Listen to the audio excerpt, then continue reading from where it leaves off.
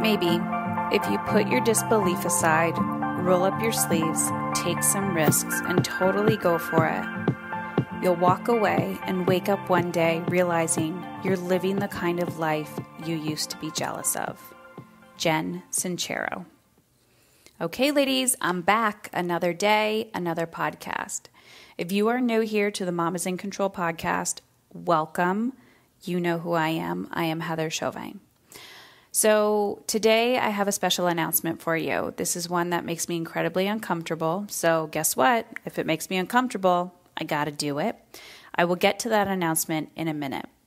But if you are new here, Mom is in Control is all about helping you feel in control of your life from the inside out.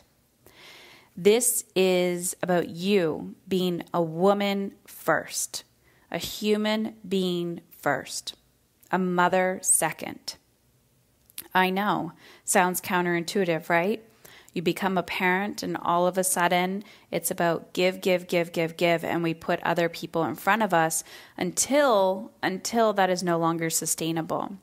Realizing that we are harming and hurting the people that we love the most because we have bought into this societal belief that if we put ourselves last on our to-do list, that is what it means to be a good mother.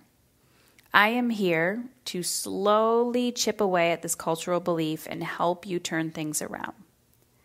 I always say, overwhelm is a symptom. When we get a fever, we tell ourselves, oh, right? Like that's your body's way of saying, calm down. I need to add more heat to fight off this bacteria or this virus that's in your body. But overwhelm is the exact same thing. Overwhelm, depression, fatigue, all of these things, these are symptoms. I'm not saying that there's one thing that turns it around, but these are symptoms. This is not alignment. This is not your core greatness and potential to feel amazing. And yet, as a culture, we've bought into this that, oh, there's something wrong with me. Let's label it. I now have this. I am a depressed person. I am this type of person. I am a mom. I am a business owner. I am a wife. I am.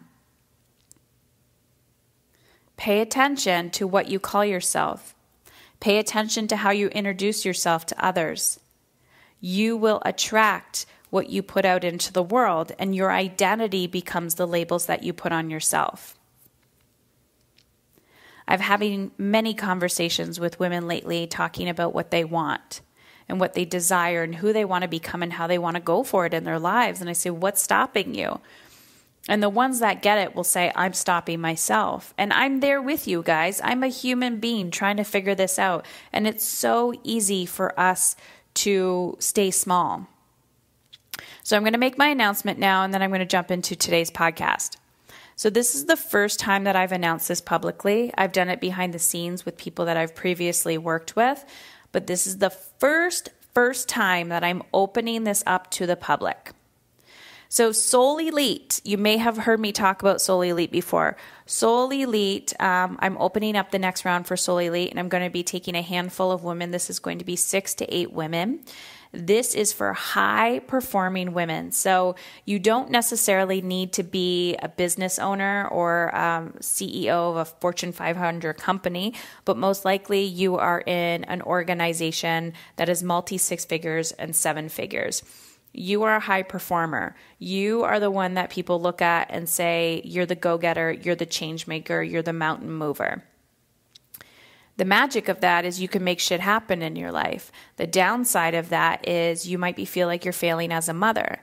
You might be feeling like your relationships are struggling. Your health might be put on the back burner, and you might be overwhelmed and not knowing how to do it all. So Soul Elite is all about daring leadership. It's about redefining how we see ourselves as women in a leadership role.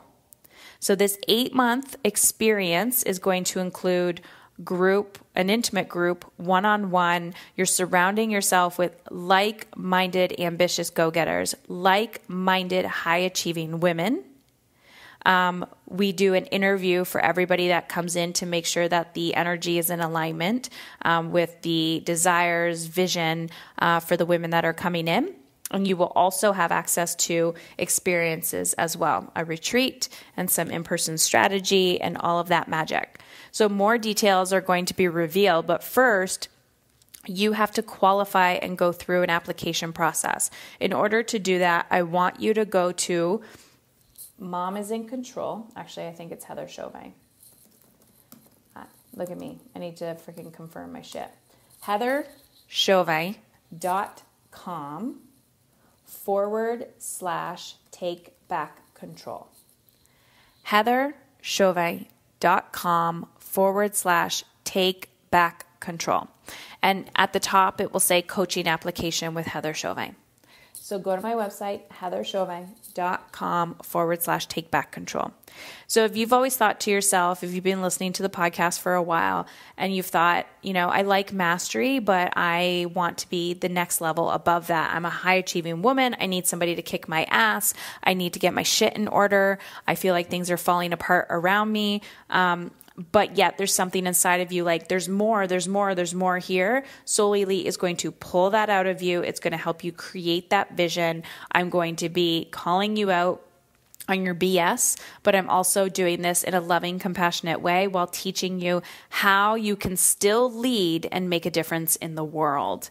So head on over to heatherchauvin.com/take back control. Fill out that application and we will set you up for an introductory call to see if it's a good fit.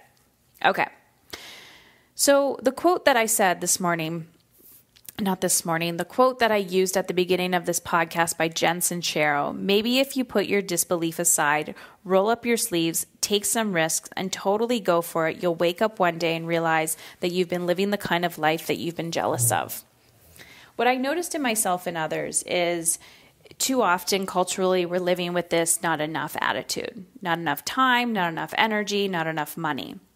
Being on the other side of that, what I've noticed is there's this go-getter, ego-driven achievement, right? Go, go, go, do more, do more, do more.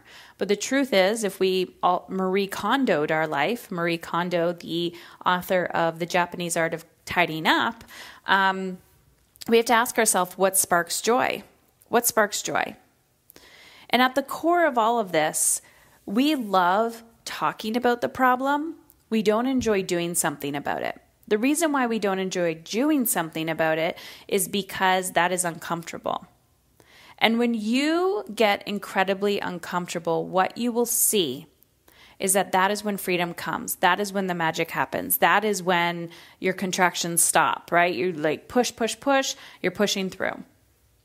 But there is a way that you can do this without harming yourself. There is a way that you can be both ambitious and take action without burning yourself out. And that's what I like talking about. Disbelief. So let's break down this quote. Disbelief. Where in your life, so if you have pen and paper and you like to listen to my podcast and take notes or think about this if you're driving or throughout your day, where in your life do you believe that you cannot achieve a desired result? When I started my book writing process, I didn't have the right support around me. And I told myself for years that I was not a good enough writer, that I would never be a published author. Little did I know that I didn't believe that in myself, but I was taking action to get the right support around me for people who could help me believe in myself. So even though the belief wasn't strong and I wasn't confident about the belief, clearly there was a part of me that believed change was possible, that believed I could do it. And I got the right support around me, and here I am, making shit happen. So where in your life do you believe that change is not possible? And do you have the right support around you? Roll up your sleeves and take risks. Okay. When I look back on my journey in parenting, in my health, in my business, in my relationships, it's always because I chose to roll up my sleeves and take risks. For my health, for example, I had to really trust my intuition and sometimes go against what my doctors were telling me. Being diagnosed with a stage 4 cancer is pretty fucking terrifying. But if your doctor says, I think you should do this, or I don't think you should do this, and you collaborate with them, and there's a little tiny spark inside of you that says there's something more. So when my doctor told me to go home and that everything was okay, and I asked, hey, what do you think about this treatment or that treatment? And they looked at me and said, you're going to be wasting your money if you do that. I had to trust my gut. I had to trust myself, and I had to take a risk. There's no right or wrong here, but at the end of the day, you have to be willing to do things that make you uncomfortable. You have to be willing to do things that other people may judge you for, that other people won't see why you're taking that action. Roll up your sleeves. I told this story, I know I've probably told it on the podcast, I don't know when. But again, around this time when I was diagnosed and I needed money, needed to pay the bills. And I looked at my husband who was we were living paycheck to paycheck at that point because that's common and mainstream. So everyone around us was confirming, yep, just have enough, don't have too much. And when shit happens, then you gotta, ask for help. Why couldn't I save up? Why couldn't we have more than what we needed so it was sustainable so that we could give back when other people were struggling? Why? So as I found us there, literally me going through chemotherapy, coaching from my hospital bed, having to roll my sleeves up and make shit happen, I thought, no one's going to save me. No one's saving me. My husband isn't saving me financially. My doctors are only giving me the treatments that they're qualified to give me. They won't even think outside the box. Nobody is going to save me. You need to fucking save yourself, Heather. What are you going to do in order to achieve the desired life that you require? So I pulled up my boots. I pulled up my sleeves. I pulled up my big girl granny panties. And I made shit happen. I didn't care at that point because I thought if I die, I do not want my children to see a woman, a mother, who died giving up. I wanted them to see a mother who tried, who fought to learn and discover how to feel alive. So it's not about failure. It's about attempting to try. Being uncomfortable, taking courageous action. And the last part of her quote, when you do all of this, and you take the risks, and you totally go for it, you'll wake up one day and realize you're living the kind of life you used to be jealous of. I want you to think of your life right now, and as you go out through your day, how many women, and I'm not even going to say men, because women can be fierce animals. How many women do you look at and eye them up and down? We all have judgments and think, must be nice. If she only knew how pretty she was, if she only knew how skinny I wish I was. Oh, must be nice to have that money, must be nice to drive that car, must be nice to have those children.